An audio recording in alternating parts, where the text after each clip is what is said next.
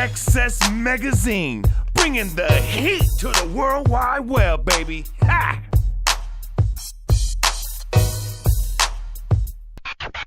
Don't forget to check out XS Auto for the sickest whips and bikes on the street.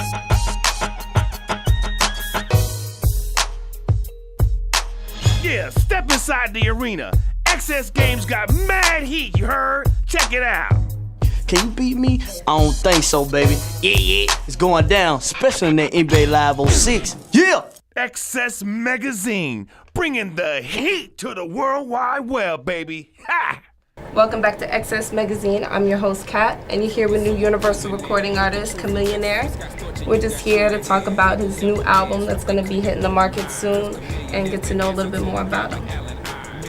So yeah, where are you from?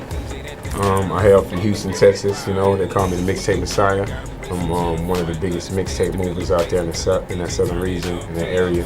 And, you know, I just been doing my thing in the mixtape circuit for a while, and they got me to deal with Universal, you know. Okay. Sold a lot of records independently and, you know, trying to let the world know, you know, about Chamillionaire. Okay, that's what's good. So tell me a little bit about your upbringing, because I read you had an interesting background with your parents.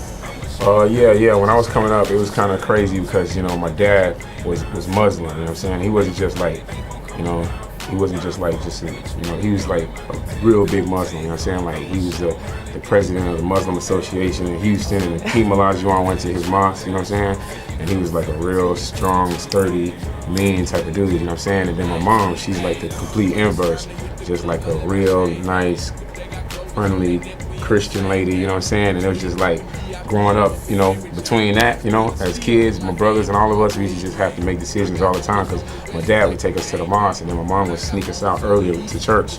So it was just real crazy, you know what I'm saying? They wasn't big on rap, you know what I'm saying? There wasn't no rap music, you know, even basketball. They let us do that for like a couple hours or something, you know what I'm saying? We had to be in before the lights turned on, you know what I'm saying? It was crazy, you know what I'm saying? But, you know, I'm happy the way I grew up because it made me who I am, you know what I'm saying? That's good. So, did it affect you growing up in a split religion household? What do you think those effects are today? I mean, I think, like I said, I would never take it back because I feel like I'm happy the way I grew up because it's like, I'm a person that, like, you know, in life you always gonna have a whole bunch of choices, you know what I'm saying? And I'm a person that had to deal with that over and over being young and always having to make a choice, you know, make a decision now.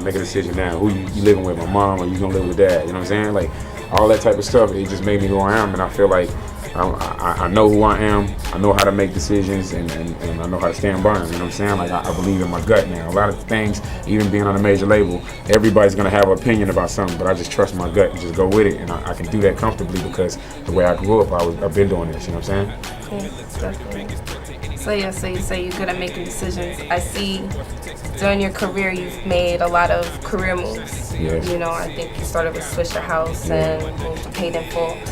Yeah.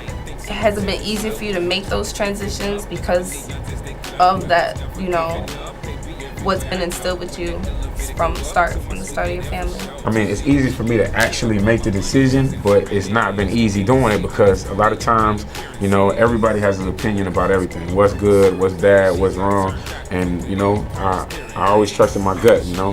Everybody could be saying something and my gut might tell me something different, and when I do it, a lot of people might go against me because, you know, everybody wants you to do what they want you to do, you know? And this is my life, you know? So if I tell everybody that I want to do something this way, and they're like, nah, I think you should do it this way, and this is what works, and I do it this way, everybody's looking at me like, what's wrong with this dude? So that's happened to me my whole life, you know? Like, with the decision of being on a label, everybody's, you know, following suit and going with what the CEO saying, and I'd be like, you know what? No, I don't want to do that. I don't think that makes money. I think this makes money. And they'll be like, nah, this makes money, you know? I always say, a broke nigga always gonna tell you how to make $1, you know what I'm saying? And then that's what they do. They always tell you how to do it, and you look at their life, and their life ain't nowhere. So I'm like, you know what, I'm finna get it the best way I know how, and it's been working for me. You know, going against the grain has been working for me, whether it turns people against me or not, you know what I'm saying? So I just do me, you know what I'm saying? All right. So you gotta tell me a little bit about this Mixtape Messiah, you know, name. This is your nickname, and I've heard, you know, you've gone ghetto platinum with these mixtapes. So I mean, obviously your career moves have been working for you. So Yeah, and it's crazy because I started off with the Mixtape Messiah title, and it was just like basically meaning that it was going to be the mother of all mixtapes. It was just one big mixtape that I did because I had did a whole lot of them. But what I did is I hadn't put out one for a long time, and there was so much going on in my life, and everybody was hearing in the streets was hearing everybody else's opinion about what was going on with me. They wasn't hearing my side of the story. So I kind of just waited with the mixtape. I just waited, and then everybody was waiting to see what I was going to say. And when I dropped it, it was like big. I like gave people what I really felt, and like I said, I'm one of those people that go against the grain. I told them how I really felt on the mixtape about everything that was going on in my life when they was hearing all the other sides, and it just created this big cult following. And I was surprised. I knew there was a big amount of pre-orders on it because everybody wanted to hear what I want to say, but it sold like 40,000 the first month, like real quick. And it's a mixtape, And then, it's so many people out there that will tell you how many mixtapes they moving and how big they doing it, and they'll just be lying so much that it'll mess it up for someone like me, you know what I'm saying, when I come in and tell the truth. Yeah, this is XS News, your #1 urban video podcast. If you out there, you got anything you think is video worthy, we want to holler at you. If you're a journalist, urban video journalist, we want to holler at you. If you're a publicist, we want to holler at you. If you just got anything out there you think that people need to see, we want to see it. Holler, get back up at us at news at xsmagazine.tv. Your boy Reg, holler back, XS Magazine.